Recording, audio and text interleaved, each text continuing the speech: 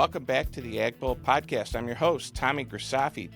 Today's podcast was filmed in Valparaiso, Indiana, in the Ag Bull studio. Of course, if you're listening on Spotify or Apple or anywhere you consume media, we thank you.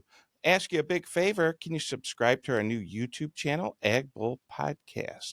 Well, today we travel out to Vegas, baby. We're going out to Vegas to meet someone real special, a commodity broker who I've never met in person. I tried several times, but she's hard to get a hold of. But next time I come to Vegas or next time she comes to Chicago, we will definitely cross paths.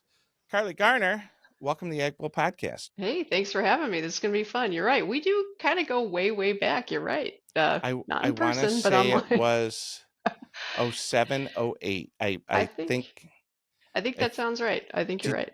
did you write for like a commodity magazine or something? I And did Stocks and Commodities magazine. I actually still write a monthly column for them, but I oh, think wonderful. now that you mention that, I do think that's how we ended up brushing paths. That is so cool. Yeah, I think that's where I met you. And I remember Gina and I were out in Vegas and we tried to get together. And I think it was in the summer. It was like hot, like it is now out there. What is the Right. temperature in Las Vegas today? I think today we're going to peak around 114, 115. So we're around, this is about as hot as it gets in Vegas. It's maybe been a couple degrees hotter, but I'm telling you, we are on fire. However, I still love Las Vegas. I'll live here for life. I'm not going anywhere. It's 2 months out of the year are miserable, but you stay indoors or the pool. The rest of the year is great. We have a good hockey team now, right? Oh, we have an amazing hockey team. That What's has what's been like that has what's going changed the on with city. that? Yeah, it's so fun. Nobody thought hockey in the city could work, and it works. I mean, you cannot go a block without seeing Vegas Knights, license plates. I mean, it's insane. The city loves that team. It's fun. That is so cool. Yeah. So many folks probably watch you on TV. You do so many interesting TV things. And it wasn't always that way. Like when you and I met in 07, 08, there wasn't someone like us didn't just pop up on TV. Is that correct? That is correct. Yeah. I started contributing content to Jim Cramer. It wasn't in studio. It would be like I'd give him some analysis and he would present it on his show in maybe, I want to say 2012 or so. So that was kind of my first in. But you're right. It, back in those days, to be on TV, you had to actually be in New York or wherever the Mm-hmm. actual studio is. There was none of this online, webcam kind of stuff. It was you either were in New York in the studio or you weren't on TV. It's just a whole different world now. Well, it is to think that Tommy Grisafi has all this stuff. I wish you could see what's behind me. There's a whole nother setup I would behind love to me. see that. Yeah. So we're going to start cranking out these podcasts. And the hardest thing was just to ever get started and hit play and hear your own Right. voice. But there are so many interesting people. When I watch TV or read, I said, God, I'd love to sit down and talk to that person. And one of the things about people like you, why I wanted to have you on this show, was that everyone sees Carly Garner for 4 minutes. Everyone knows the 4 minute Carly Garner. What about the 40-minute Oh Carly no. Garner? Oh, yeah. So we're I don't going to want to dive scare deep. anyone. No, it's all good stuff. This PG-13 at best. Where'd you grow up? So I grew up in southeastern Utah. Some of your listeners might have actually heard of a town called Moab. It's a really huge tourist destination. And when I lived there, it was a very small town, 5,000 people. Nobody knew where it was, and now suddenly we have Jeeps named after us. We have tennis shoes named after us. It's like the hiking and mountain bike mecca of the world. So the Jeep I see at the Jeep dealership, that's where that name comes from? Yeah, yeah, it's Just like crazy. It's a little town in Utah. We're like the famous, Denali Mountain, right? Denali, kind of like that, GMC yeah. Denali, yeah. So you guys are groundbreaking there, and you grew up in what we would consider nowadays a small town. It was, and actually, I lived in Moab most of my life. My last 2 years of high school, I went to a town called Monticello, which was just an hour away. Nobody has heard of Monticello. It's beautiful. Only 1,200 people. There were no stoplights when I lived there. There's one stoplight now. So I come from the sticks, and I really wouldn't have it any other way. I loved it. I'm just checking our sound. We sound good. I know you look good. Now, just so everyone listening, this is a Saturday afternoon. We need to get Yes, it to a point where the markets were closed and we had right, time to talk without the phones ringing and everything else. correct. Yeah. Well, happy Saturday. And by the time we get this out, it'll be a week or two from now. So the listeners, the viewers of the Ag Bull podcast, I have a feeling somehow they are related to ag, but we don't just have to talk about ag. I find what you've done in your own personal career just fascinating. I'm really interested in how you went from growing up in a small town, which I didn't know, but we all know now, to moving to Vegas, becoming a commodity broker, and becoming this person that you are. So well known and well respected, which, to be well Thank you. known is one thing. To be well respected, those two don't always go together. Well, thank you. It has been an unusual and unexpected path, and it's been a rocky ride, to be honest. Um, it wasn't anything I planned. I think a lot of it was just hard work and never stopping, and eventually it all kind of unfolded and worked out. But I went to college, kind of did the scenic route in college. I changed my majors several times. I originally was going into the medical field. I wanted to be a physical therapist, and then I realized I don't really like touching people, so that's not going to work for me. And I was like 3 years into the program when I figured that out. And so I changed my major a few times, eventually landed on accounting and finance. I ended up getting degrees in both because I started accounting and hated it. And then I did started finance and loved it. But at that point, I mean, I'm in my mid 20s and I'm just thinking, what am I going to do with my life? I've literally just, most people go to college for 4 years. I've been here 6, 7 years. We're taking the really long road and just stumbled into commodities. I thought I wanted to be a stockbroker, hated that too. I was mostly selling loaded mutual funds, and I'm not a very good salesman. It just wasn't interesting to me.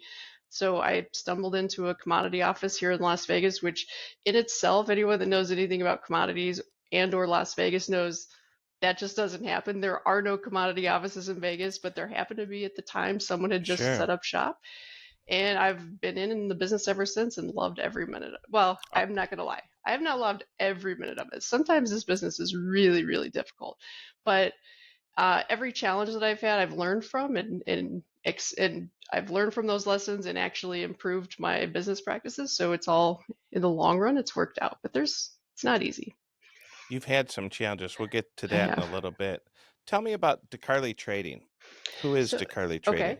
So DeCarly Trading is basically a boutique futures and options brokerage firm. We are a branch of the Zaner Group. You might have heard of. I'm sure most people in the that trade commodities have heard of Zaner. I want to say they're one of the oldest, if not the oldest IB in the business. They've been around for a long time. We do not like the weather in Chicago, so we're in Vegas, but we are technically we're in the same umbrella as Zaner. So let them deal with the weather out there. We'll enjoy the weather out here. And we're a small shop. It's me and Tracy DeCarlo. That's how we got the DeCarly name. Her last name and my first name. You put it together, and it just works.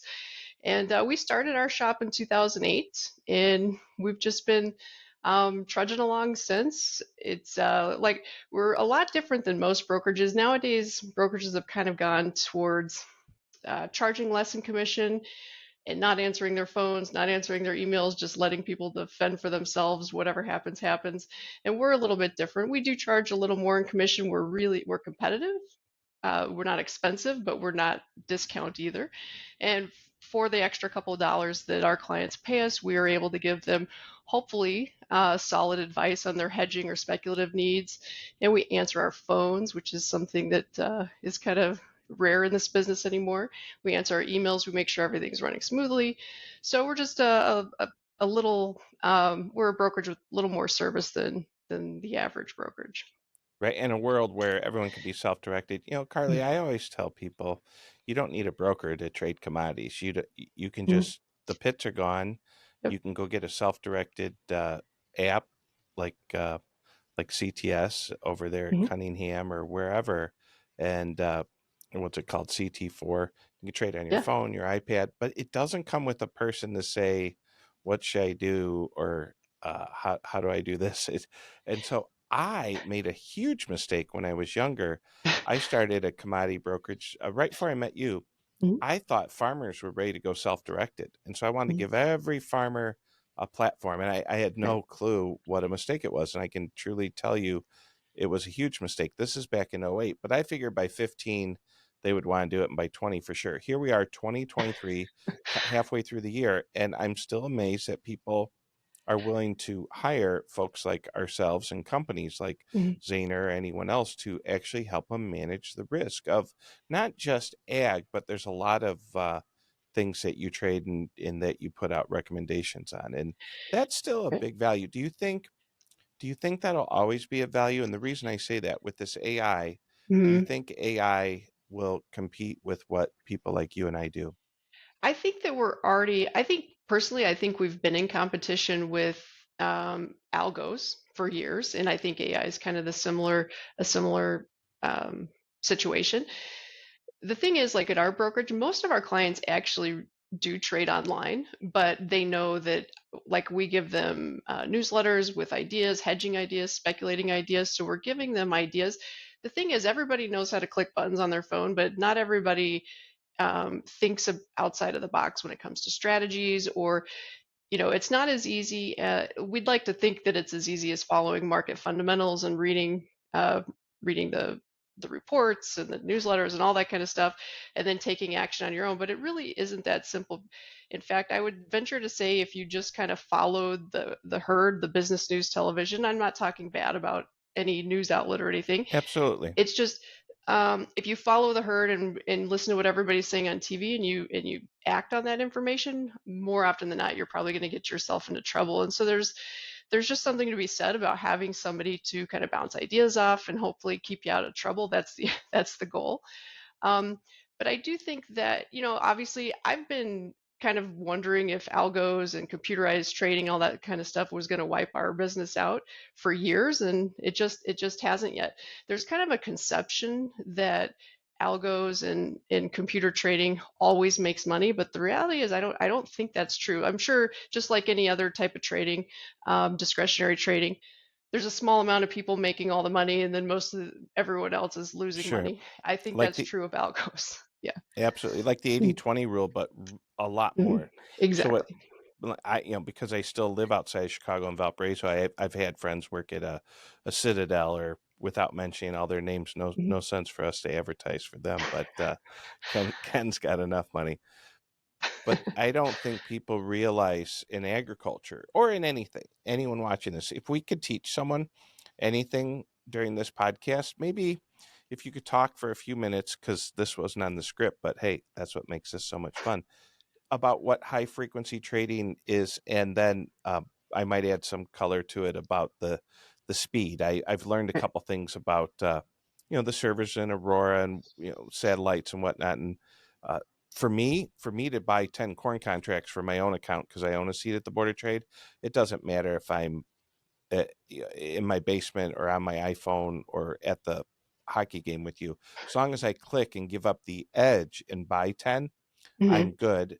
But there's a whole nother world out there. I call it like the Edward Scissorhand world of high frequency trading computers. And that, where you were probably in the office. Remember when some of the stocks went to zero? Remember when Procter and Gamble went to zero that day during I the do. The flash flash crash? crash. I do. I Yeah. remember it well. Yeah. You want to talk a little about that? Sure. Yeah. I mean, the thing about computers is it's just like any other technology in our lives. It's really great until it's not. Things can go wrong. Anytime you open a brokerage account, regardless of the brokerage you're trading with or you're using a third party platform, you're always going to sign an agreement basically saying that technology fails and the broker or the platform vendor is not going to be held responsible. And that's really hard to sign something like that because um, we want to always have somebody to point the finger at or blame if something goes wrong. But the truth is, technology isn't perfect. Maybe one day it will be, but it so far we haven't found that. And so you do get some things like in the flash crash. I think it was like May 10th off the top of my head. I think that's I right. remember, well, not Yeah. so much the date, but I remember trying to figure out how much money I was down, and I couldn't get out. It wasn't that I lost a lot of money; it was Right. that I couldn't even get out. That was the scariest part. That was a nightmare, and that was back when their electronic trading in futures was available, but most people were still using open. Maybe not most, at least half people were still using Open Outcry. The big S&P was still Open Outcry, so it was really, really messy. Because, like you said, if you don't have someone to call that can call the floor and get you out, you're just toast. There's nothing you can do. And even if you do have someone to call, like our clients, we're a small shop, and we had 10, 15 lines going. And so as you can imagine, when everybody calls at the same time, it's hard to handle all those things. That type of thing rarely happens, but it happens. And then so we were calling the floor trying to get people liquidated, and it was super, super messy. Luckily, we haven't really seen anything quite that dramatic. The COVID situation in March of Mm-hmm. 2020 was Mm-hmm. probably similarly as bad and as far as like logistics and stuff, but the nice thing was that the computers worked a little better because we probably learned a lot of Sure. things from the flash crash. And so as time goes on, everything's improving, but it'll probably never be perfect because even computers rely on humans to run them or tweak them or change them, and humans are definitely not perfect. I did a little Googling while you're talking. For anyone who Oh, wants to Google about the flash crash, it was May 6, 2010. 6th. Okay. And there's some wonderful YouTubes about it. There's the guy who they think created the YouTube, not created the YouTube. We know that wasn't him. The guy, they think there's a guy in London who created the flash crash. And he was actually prosecuted, and he was trading from his parents' I was flat. It's Yeah, I was gonna say, I think he's a pajama trader or something. Pajama Trader, yeah. Yeah. And you know what I'll do? I'll put the link of that episode maybe in this episode.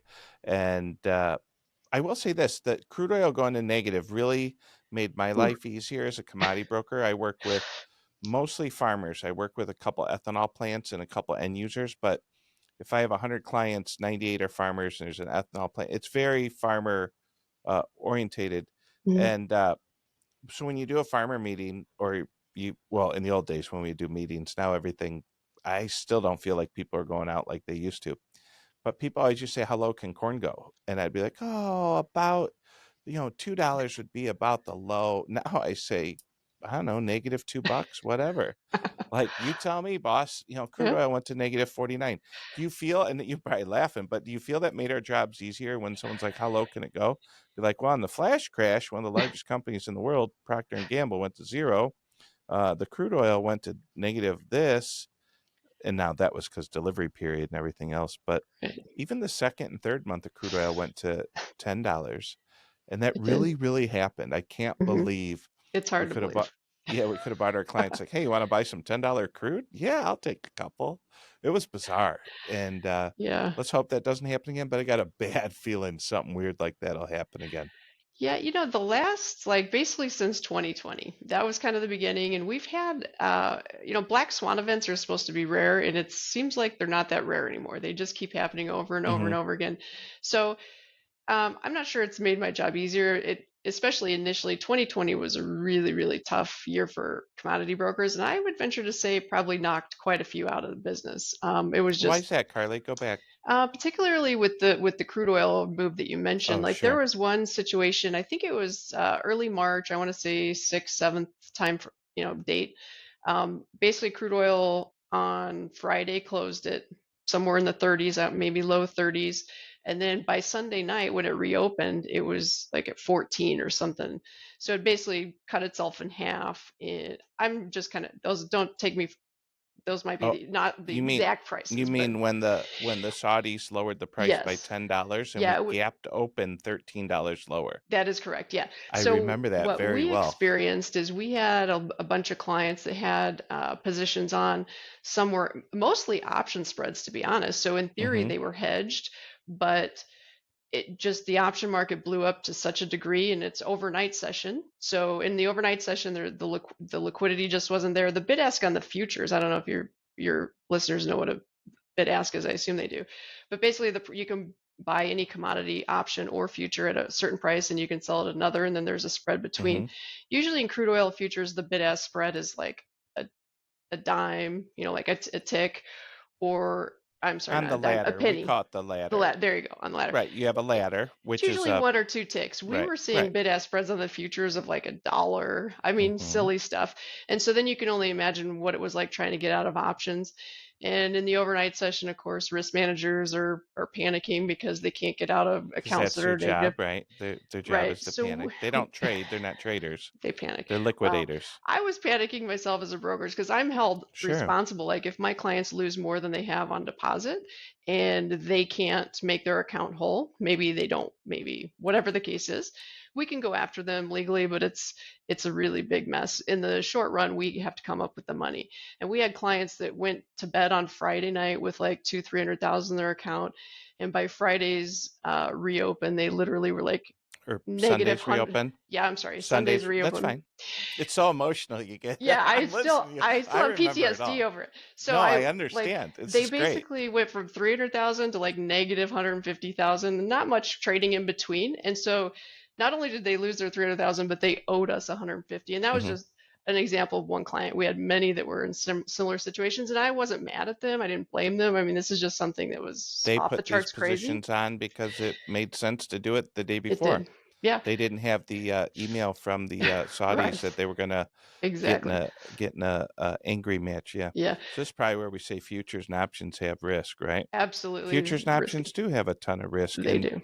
and doing something has risk, doing nothing has risk. And in this Mhm. world of the pandemic, it Yeah. changed. Speaking of risk, Mhm. I don't think people realize sometimes how options are priced, and I don't want to get into the how complicated it is, but yet it's so simple. So look at options like health insurance that, Mm. okay, I'm 50 years old, I'm X amount of weight, I'm this, there's a chance I'm not going to make it to 100. So if I want to go buy $1 million policy, there's people, and I believe what they go to college for, Carly, is Mhm. actuary science. Mhm. And they crunch numbers. They're like, all right, this age, this weight, smoker, non-smoker, this, that, and they crunch numbers. 22-year-old, this age, this weight, oh my God, we'll give them $1 million policy for this. The same thing happens in every commodity in the world. And in Mhm. my opinion, what happened on the Great Reset of 2020 is all the actuary science, in your term, aka the black swan, Mhm. all the black swan events, or when someone lives in a home and they're like, our basement flooded, it was a 500-year flood. You're like, dude, Yeah. you've had 4 or 5-year floods in the last 10 years. You live in a floodplain. Well, they said it's a 500-year flood. Well, we had a lot of things that had never happened. And in Right. my opinion, when it comes to markets and volatility, all the actuary science models and all the options models essentially for a time were broken, and Mhm. there was so much high frequency trading, computers, algorithms, mathematics, not really humans. Like maybe there's 4 really big boxes trading and there's like a guy named Bob who kind of babysits them. But when those things went wild, it was kind of like what was that movie where they almost set off the nuclear bombs? War Games? Remember Oh, that? You're yeah, a I little remember. younger than me, Yeah. but there was that movie War Games where they couldn't get the damn computer to stop, and it was gonna, should we play a game? And it wanted to launch nuclear war. That's kind of what happened in 2020, in my opinion. It is. So those very crazier story with what happened with people, that's heartbreaking. But how about those people trading on that system where they didn't have it priced that crude oil could go below zero? Oh, yeah. Remember all those people clicking and they're Right. like, hey, Barb, their husband's yelling from the basement. Hey, Barb, I bought crude oil at 5 cents. Well, they're off their rocker. The software only went to zero. They were buying it negative $5, 10, 20. Hey, Mom, I bought 7. There was a dude. And if you guys want to Google this, just Google it. I don't even want to mention the firm that this happened to because I just don't like doing that. But just Google, I know, when right? crude went to negative, Yeah. whatever happened. There was a guy who went home long like 78 crude oil futures. And from a risk management standpoint, the people watching the risk didn't think he had a problem because he had bought it at 5 cents and it was at zero. So the Right. risk management software didn't go to negative. His software didn't go to negative. On Put one down for the Classy Act.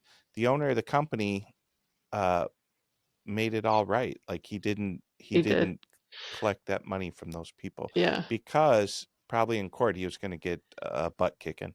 Right. I mean, if your software says you bought it at 2 cents and it's at zero, so that's how wild, folks, this Yeah, can it get. was wild.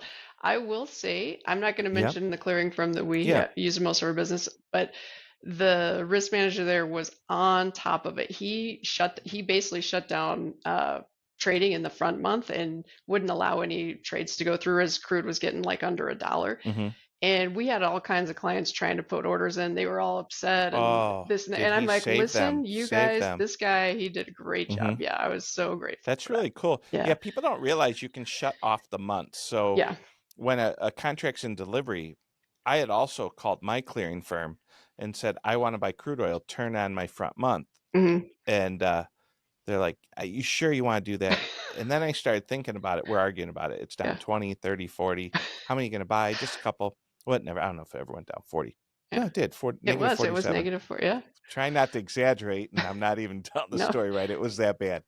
But anyway, by the time we talked about it, it bounced from negative 47, negative 27. And I go, I was just going to buy two. I'm like, all right, that would have been 40 grand profit. I'm like, never mind. We're Forget going to it. sit this one out. There's a reason bad stuff's happening. Mhm. Let's not be part of the bad stuff. Yeah. And I will say this, many clearing firms didn't have a clue that we could do this. Mhm. The CME did announce a few days before on your debacle you're talking about when we went Mhm. from $30 down to 20 or Right. whatever the scenario Yeah. was where we gapped open. They did say a few days before that, we're going to open up negative strikes in crude oil. And I think all of us commodity brokers, Yeah. registered commodity brokers, IBs are like, why the hell would you need a negative strike? Crude oil's not going negative. Well, Yeah. someone at the CME group must have seen risk coming in a way that they're like, maybe we need a negative dollar strike, a negative $5. And they Yeah. had them. Yeah. Remember that? I do. I remember. And We I, should have yeah. known. We should have known. Silly Yeah. us. We wouldn't be doing Right. podcasts on Saturdays. We'd be on an island. Yeah. Oh, yeah, that was a bad one. Okay, let's keep the hits coming. Okay, ups and downs. Speaking of bad ones, when you were young, and you're still young, but when you were really young and kicking butt, you worked at a firm that the owner of the firm did something bad. And I think there's a documentary on it on American Greed. But tell me what it's like to be a commodity broker, registered broker, Series 3, Series 30, educated, having integrity, and to work at a firm that didn't have integrity. Yeah. How do you explain that Okay. without crying? I'm not going to cry. It's been 10 years, I'll Google it. maybe 14 years, 13 I'm going years. to Google. You talk, I'll Google. So it's so we had started clearing all of our business. We were guaranteed IB. That means we can only clear our business through one FCM. And we were using Peregrine Financial. And the reason we were using Peregrine is they were really great at marketing. They did webinars, they had magazines, and our brand of marketing for our brokerage was writing articles and doing webinars. So it was a perfect fit. Everyone we talked to loved it. Everybody was happy. We heard nothing but good things, no negative word whatsoever from anybody. So we joined right out of, like, we had just started our business. This is in 2008. We joined PFG. We had 0 clients. We started from scratch. I'd been in the business prior to that, but I was with a different brokerage firm, and in this business you have non-compete. So if you change brokerage firms, you just walk away from your I've heard of client. those. I've Yeah, heard of those. you just have to basically tell your client. You can't even say anything to your clients. You just leave, and then they call the office, and you're gone. And it's really sad. I hate doing that. I felt really bad about it, but that's what legally that's all you can do. And if they tried to contact us to say, hey, Carly, I want to move my account to you, we actually literally had to say, I'm sorry, you can't. So we had a non-compete. We started from ground zero, 2008. And in this business, it's all commission based. So when you first start out, I would say we probably didn't really make any money whatsoever for the first 8 months to a year. Like, we were just grinding, trying to build anything we could. After about a year, we started making money. And then about 3.5 years in, we could make a living. We were happy, we were excited. And literally, just as things were looking up for us, we received an email from somebody at Peregrine basically saying something like, the FBI is here raiding our office, and all the platforms are shutting down. Tell your clients to liquidate. It was something that might not be the exact wording, but it was something like that. And at first I'm like, this has to be someone got hacked. It's a mistake. This cannot be real. And then sure enough, I think I had CNBC on, and they started talking about it. And so apparently PFG was just a massive Ponzi scheme. They were taking new investor money and spending it and funding, investor withdrawals. But there was about $200 million in assets that were missing at the time of the fallout. And as you mentioned, the CEO of the firm tried to commit suicide. And so it was really, really dramatic and sudden. And I'm not going to lie, I literally, that afternoon, the news came out later in the day. My email inbox was just scrolling with like hundreds of emails of clients trying to figure out what's going on. phones are ringing off the hook, and we did our best to like answer any questions, but the reality is we didn't have any information. And I literally curled up in a ball for like 2 hours because I just did not know what to do. And then I got up and tried to talk to all of my clients and explain what I knew. And we spent the next probably 6 months helping them fill out bankruptcy forms and transfer forms to try to get them to a different brokerage. So it was Wow. tough. Yeah. And what we have to go back and fill in is Okay. maybe 6 months before this, MF Global went down. Our good Correct. friend John Corzine, who was a partner at Goldman Sachs, who then took over MF Global, decided to start trading their book like he did at what do you call it? Where do you work again? John Uh, Corzine came from Goldman. Goldman, Yeah. right? And he got involved in Italian bond move, allegedly, or did use customer funds. Those are called customer seg, which are sacred. And Hmm. he used people like our money. I keep X amount of money in my trading account, and let's say going home over this weekend, I had 100,000 in my trading account. I only have $10,000 worth of call options on. There's $90,000 just sitting in there. He took that money and used it. That was just 6 months before this, I believe. So Hmm. your guy, this was about June or July of 12. So MF Global blew up, I want to say, in 11, and the markets and the regulators were very shaky, uneasy. They said, we'll never have this happen again. And then 6 months later, it happened again. It did. Yeah, Yeah. it was a bad deal. It You know how was they bad. caught him was that he used Electric to banking. Yeah. Electronic. Yeah. electronic banking. Yeah, he used to fudge numbers every day on a sheet with the whiteout, and then they Hmm. gave him like a token where you have to, enter your numbers on this code. And he's like, well, we need to do it the old way. And they're like, no, that stops as of yesterday. Yeah. And that was that. Yeah, that's a very bad deal. So when I did first meet you in '08, or wanted to meet you, I've never met you. You're just like this like famous person. No one's ever met her, but they see her on TV. I wanted to become a commodity broker. Okay. And when I saw MF Global happen, and when I saw what happened to you, and I remember talking to you on the phone about what happened to you and you getting Mm. restarted, I just kind of lost my taste for the industry. And I thought, how are we ever going to get people to trust this great, or was at the time once great industry, right? Going back to the border trade all the way Mhm. from the mid 1800s. But we came back, and digitalization that happened, and now some of the bad things that happen are just not that someone did fraud, but that the markets move so fast. Right. And but you did recover, and you moved on from that, and you're with a great clearing firm now. And he went to jail and then has since passed. But Mhm. the people who lost their money, they didn't. Whereas all the money from MF Global, if you waited, came back. Mhm. So the integrity and the structure of the market came back on that. But on your guy, what he did was was way worse than what Yeah. MF Global did, because the money was never there. Is that correct? Right. So he was blowing it. He was extravagant vacations. He was opening restaurants and flying the entire staff to European countries to get trained. I mean, just silly things like that. So a lot of the money was blown. Um, I will say it took years and years and years. In fact, I don't think they've officially closed out I don't think the trustees actually closed out the Mm-hmm. bankruptcy. I could be wrong, but I checked 6 months ago and it was still ongoing. So meanwhile, they're paying a lot of lawyers a lot of money every year out of the little money that was left to keep this thing going, which is really unfortunate in my opinion.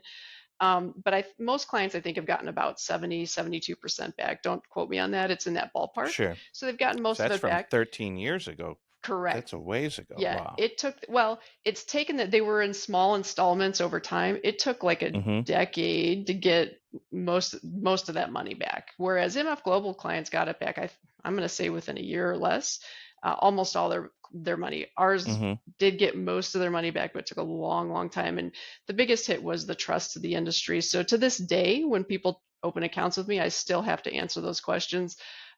This is how the segregation works. This is, as long as everyone's following the rules, uh, your money's not at risk. But the unfortunate thing is not everybody follows rules. But the good thing that came out of it was electronic banking. Now the regulators have access to electronic bank accounts to see in real time.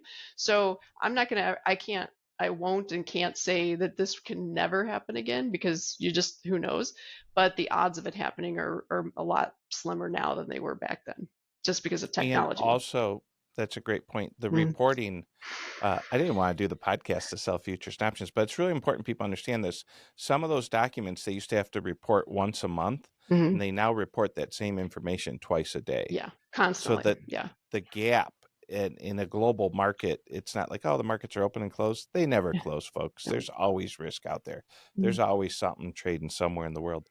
Wow, that's interesting. And you recovered from that. And that's why I'm so I look up to you. I'm so proud of you is that you really went through that adversity and then continue to move forward with integrity. And it was never your fault or it's just a bad deal. That Yeah. office was in Cedar Falls, Iowa, wasn't it? It was, yeah. And Remember? they had a Yeah. really beautiful office Oh building that yeah, they they built. did. Yeah. And I don't think I think the trustee really had a hard time selling it. I'm not sure if I think he sold it, but Hmm. like pennies on the dollar. Remember all that stuff they auctioned out? I remember Yes. you were commenting on Twitter. You're like, "Yeah, I'll bid 2 cents for that desk, and Yeah. I'll buy that TV off the wall for a nickel." Yeah, You're I did. I laughing. think I did get a couple Did you TVs get for like anything? cheap. Yeah, I mean it was just more just to do it. Yeah, just kind of Got to get like something having, out of it. yeah, it's, I do have like a PFG backpack and a coffee mug, oh but yeah, that's about it. it's like having Enron golf balls, right? Right. You got to have something from Enron. Yep. You could probably still buy that stuff on the internet. Yeah, there's some characters in this industry, and there's some characters in agriculture. Let's talk about your Hmm. dealings with farmers, Okay. and then I know you've written a couple books. I want to give away 10 copies of your book, and I will buy those and give them away to the Ag Bull listeners, to the first 10 people who email us at flags, FLAGS, at agbull.com. We're going to give away 10 books that would be great for people in agriculture. And what book would you suggest? Because you're such the writer, you have volumes of books and novels. Which one? Well, first of all, just remember, folks, there's a free book if you're listening to this and you email us quickly enough. What was the first book you ever wrote? The first book I ever wrote was published in 2008 or nine. It was just called Commodity Options. That's it, just two words, Commodity Options, black cover. And yeah, I mean, my newest book is called Trading Commodity Options with Creativity, and it basically takes the original book and just makes it much bigger and better and updated. And what do you think would be best for someone in agriculture who says, I'm going to conquer this fear of understanding options. I want to get better at this. What book should they read? If the goal is to understand options, Trading Commodity Options with Creativity is the best book for them. It gets into some complex strategies, but it also covers the basics. And the most important thing for hedgers, in my opinion, is just understanding buying outright options, like using it as insurance. And also, we recommend that our hedgers use a lot of risk reversals, which is a strategy that some call it a covered, like a covered call. Well, not really a covered call, but a collar. I'm sorry, collar. Where basically the idea is, let's say somebody owns corn in the field or in the bin or whatever it is, and they want to hedge that. If corn prices are elevated, let's say, I'm not saying we do it with 550 corn, but let's say corn's at 650, $8, whatever it is on these wild rallies we've been getting the last couple of years. When corn's expensive, the call options are expensive. So you can sell calls above the market and then you can use the proceeds to buy your put option as insurance. And so it's basically a way of getting free insurance. The opportunity cost is you're giving up upside potential. Like if corn rallies above $8, if that's where your short call is, your cash market gains are going to be capped at $8. But I think we can all agree that wouldn't be such a bad deal. But it puts a price floor. And where people get into trouble is not having some sort of price floor in there, because it's, as humans, we always are optimistic. We expect prices to go our way. Doesn't always work out that way. And we saw this a month or so ago in wheat. I know a lot of wheat farmers that I talked to were unhedged, and the price just kept dripping lower and dripping lower. And the mentality is, I had a chance to sell it at 13, I had a chance to sell it at 10, at 9, I can't sell it at 6. But unfortunately, when you get to those really low prices, fundamentals don't matter. It's just you're dealing with margin calls, you're dealing with panicked cash market participants, and so things happen. And so it's really important to have some sort of hedge in there in place. And so I think that book would give people a good idea on how to hedge without giving up their upside. So it's kind of a win-win for everybody. You know what, Carly, I'd suggest their banker read that book. If you can get every ag banker in America to understand a margin call and that maybe not, it's not such a bad thing, Yeah. um, because I figured they're writing the check one way or the other. You're writing the check either to keep that position margined at massive profitability, Mhm. or you're writing the check when it goes from $8 corn to 6. And sometimes the largest check you ever write's the one still in your checkbook, is what I say during my talks and speeches. I like And that. you can use that whenever you I want. might. Noted. Absolutely. Absolutely. And it is a very large check. And there is extreme risk in doing this, but Mhm. there's extreme risk in agriculture. Yeah. When someone opens a tractor door of a John Deere, they don't have to say, be careful. You can, it's not like a voice comes on and Mhm. says, be careful. Driving tractors has risk. I mean, there's risk in everything, but we as registered brokers, we have to talk about that there is risk and give disclaimers and everything else. And that's fine. Mhm. This episode wasn't so much to focus on why someone should or shouldn't trade commodities. Just two people in the industry who've been in it for a long time, just talking about crossing paths and doing other neat things. Well, I will definitely get those books out to people who write in, and I hope it benefits people. Let's talk about media. The media, again, that I had met you, that you were a writer and a very good writer, versus that I see you like we do RFD TV often. And when you want a day off, you always call or email me and say, hey, can you switch with me? And Yeah. we're the people who switch. If I'm not on a Tuesday, then I'm grabbing your what, Yeah. Wednesday? And Yeah. Mhm. and then your Wednesday goes to my Right. Tuesday. So if I say, hey, Works. I need to be on a plane or something, can Carly do my Tuesday? Talk about the world that you're at your home office, I'm at my home office, that we can literally just broadcast on national TV from home. How has that changed your life? How has it helped you? Is it helping you? Is It it is. hurting people? What's going on there? I don't think it's hurting people. I think it's changed my life dramatically. Um, and specifically since 2020. Actually, ironically, the same weekend that we just talked about in early March of 2020, where the world kind of came to a stop and everything got insane. Happened to be in New York for that weekend. I was doing a conference and I was scheduled to be on Bloomberg Television in studio. And it just so happened that crude oil got really hectic and the world got hectic, and I had to cancel that spot and fly home. And as I was flying out of the city, literally New York City was shutting down. So it was really hectic. But the ironic thing is that COVID shutdown is what opened the door to all of this that you see today. So like the producer that I was working with at Bloomberg contacted me, was like, hey, let's do it online. You've got a webcam, let's do it that way. And so we started with that, and honestly just kind of picked up, and it's been great. So like I had kind of mentioned earlier in the show, prior to COVID, everyone expected in studio appearances, and now you can do it from your home as long as you've got a decent, if I don't have like dirty clothes in the background or anything, as long as it's legit, they'll ask you to be on TV, and so it's been really a game changer for us. Yeah, it's helped me tremendously. And people always say, how'd you end up owning a media company? I always say, by accident. Exact 100%. same story. I won't repeat it, but I'll just say that I had flown home from North Dakota and I went to a camera shop in Hmm. Joliet, Illinois. I'm like, I'll take a ring light, I'll take this, I'll take that, I'll take, like, I don't even know what I need, but I need it all. And how do I look?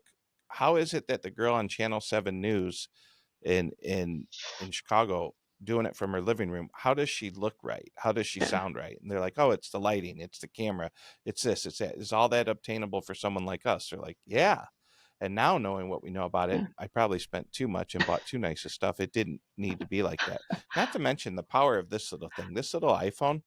We Yeah. can do RFD TV on this, hook it to a headset, hook it to I have a plastic thing I pop my phone into that has lights on it and Hmm. mics and this and that, a little cage. And it's like vlogging. It's like Yeah. what kids do, what my daughter does on TikTok and Yeah. stuff. It's So awesome. incredibly powerful. So people like you and I used to have to go out and speak, and we still do. Mhm. We do a little less of it maybe because that, Yeah. would you rather go in front of a room of 30 people, or would you rather go in front of a room of 30,000 people? Right. And then one, you could stay at home and be in the comfort of your own home, or two, you could travel all over like a nut job, miss all those phone calls, miss Yep. all those texts, miss Yep. all those emails, so that you could be in person for 30 people. And it's definitely a game changer. And I think someone like myself, and I know you've been on all the shows. I haven't been on the shows like you have, but you've been on the big ones. And I just know from what I've done in my own podcast, what I've done on different ag networks, that people like content. People want Mhm. content.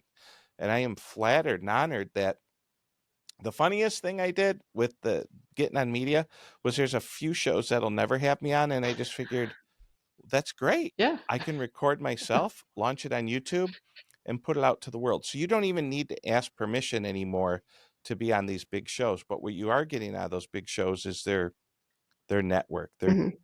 their group, the people. If you're on Fox News, you know what type of crowd you're in front of. If you're on Bloomberg, you know what type of reach that has. Right. But even if they won't let you on, you can start your own show. And I think that's very much changed media as you and I know it. Wouldn't you agree? Oh, 100%. Absolutely. I mean, I think a lot of people are turning away from traditional media and going online anyways. So that's part of it. But also, I'd like to kind of point out that I think it's made traditional media a lot better. So, for example, I just mentioned, Explain that. okay, That's great. I want to hear about this. so like prior to 2020, stations like Bloomberg really only wanted in-person studio. Well, there's only Oh, of so many course. people Right. that live in New York City or the surrounding area, and it's really inconvenient to get there. A show like Cow Guy Clothes on RFD TV, it would be really hard for them to pull enough interesting people in the Nashville area to get in studio. But doing it this way, they can. They're versatile and they can get higher quality guests. I think it's really improved programming dramatically. I'm gonna read off some stats, right? Okay. So, as we all know, there's a young man out there from Minnesota named Millennial Farmer. You might know him, and he started a YouTube channel back in 16. You can go back and watch his first video. He says, "I'm a fifth generation farmer." Video number one. He now has 1 million subscribers. Right? Millennial Farmer has 1 million subscribers on his YouTube channel. When I click the about, and his name is Zach Johnson. Mhm. How many views do you think? How many views have been on his YouTube channel? So he has 1 million subscribers. How many clicks do you think he has? No idea, but I'm sure it's like, Three. It's huge. yeah. 315 million Oof. views. That's a young man who took his phone and said, "Hi, I'm a fifth generation farmer. I just want, I want to advocate for farmers." That's power. That is awesome. Well, I'm gonna sneak in and just mention I have a client that's a Yeah. farmer, and he recently opened a TikTok account like less than 2 months ago, maybe 3 months ago. And all he's doing is uploading, he's putting fancy music to it, but it's pictures and videos of his tractors and his farm, and it is Mm-hmm. blowing up. It's awesome. Yeah, that is wild. So I do a Yeah. little bit of TikTok, but I do have a client who posted a picture of a tractor and he called me. Might be the same guy, who knows? Oh, But maybe. no, I doubt it. I doubt it. There's a lot of people who are getting in this. TikTok world's a little scary. Yeah. TikTok crosses right over into OnlyFans, and you got to be. Are you looking at tractors, or if you click on the link to tractors, are you looking at naked tractors? I Right. don't know what's going on there, but TikTok's wild. And yes, that is power. So your point about making traditional media better is interesting, because it was hard. I mean, it was hard to, if you wanted to be on Farm Journal Media, you had to go out to South Bend. Then they Yeah. moved to Kansas, and then this, then that. Now all of a sudden, I haven't been back in studio. I mean, it's fun to go see Scott in Nashville. Yeah. Gina and I were in Nashville a few weeks ago, and we went on set. But oh, it's a production. And you're right. Hmm. To be on Bloomberg, they wanted you in the studio. Yeah, in downtown Manhattan, and we all know how Hmm. crazy that gets. So yeah, it's been a game changer. Yeah, the interesting thing during COVID that hit me was I still had my seat at the board in the Merc when COVID happened. And the day they announced, call it like March 15th, we're closing the floor, or maybe it was April 15th. I can't remember. I think it was April 15th was like the last day of the floor. And it never reopened again for many of them.